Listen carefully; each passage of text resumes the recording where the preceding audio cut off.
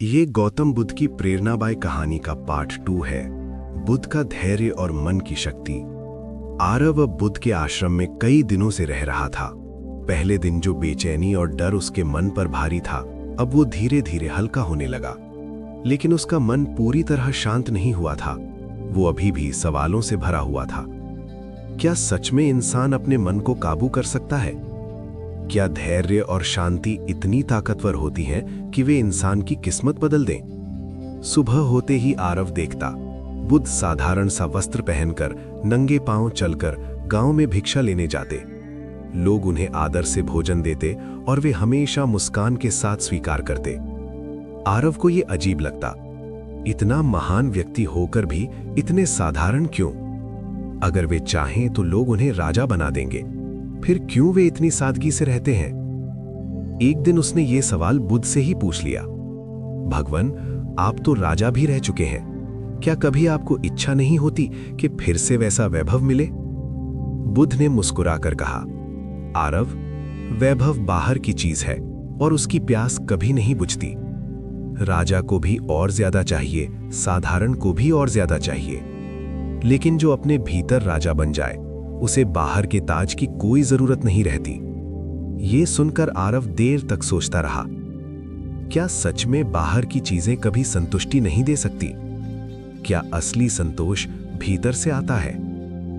आरव ने देखा कि बुद्ध के पास तरह तरह के लोग आते, कोई गरीब, कोई अमीर, कोई दुखी, कोई क्रोधित, और हर कोई बुद्ध से कुछ न कुछ पाकर लौटता। एक दिन एक क्रोधित व्यक्ति आया। उसने बुद्ध से कहा, तुम धोखेबाज हो, तुम लोगों को गलत रास्ता दिखा रहे हो। लोग घबरा गए, लेकिन बुद्ध एकदम शांत बैठे रहे।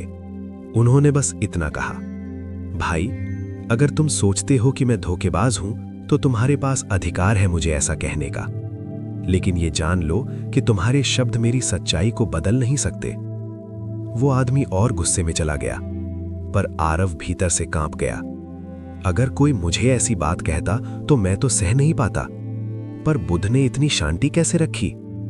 बुद्ध ने बाद में अपने शिष्यों को समझाया, धैर्य कमजोरी नहीं है, ये सबसे बड़ी ताकत है। क्रोध उस आग की तरह है जो पहले खुद को जलाती है फिर दूसरों को, लेकिन धैर्य उस ठंडी छांव की तरह है जिसमें खुद भी सुख पाते हो और दूसरों को भी शांति देते हो। फिर उन्होंने एक और दृष्टांत सुनाया। कल्पना करो कि कोई तुम्हें तलवार से मारना चाहता है।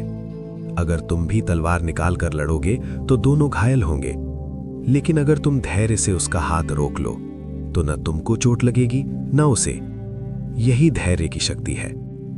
ये सुनकर आरव ने सोचा, मुझे भी धैर्य की ताकत को आजमाना होगा।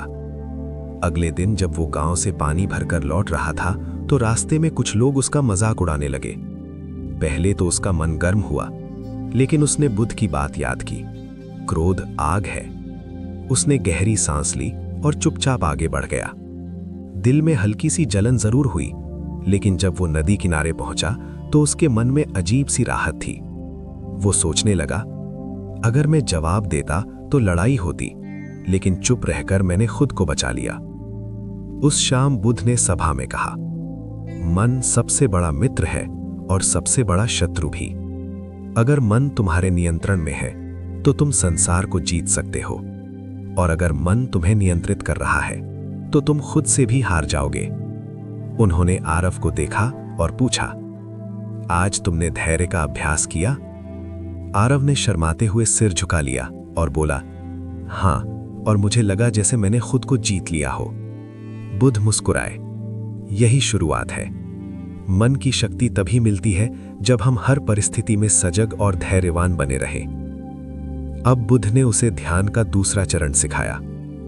आंखें बंद करो, अपने विचारों को आते जाते देखो, लेकिन इस बार सांस के साथ साथ भावनाओं को भी देखो। अगर गुस्सा आए तो बस देखो, गुस्सा है। अगर दुख आए तो देखो, दुख है। आरव ने यह अभ्यास किया। धीरे धीरे उसने महसूस किया कि भावनाएं भी बादलों की तरह हैं, आती हैं और चली जाती हैं, पर मन का आकाश स्थिर रहता है।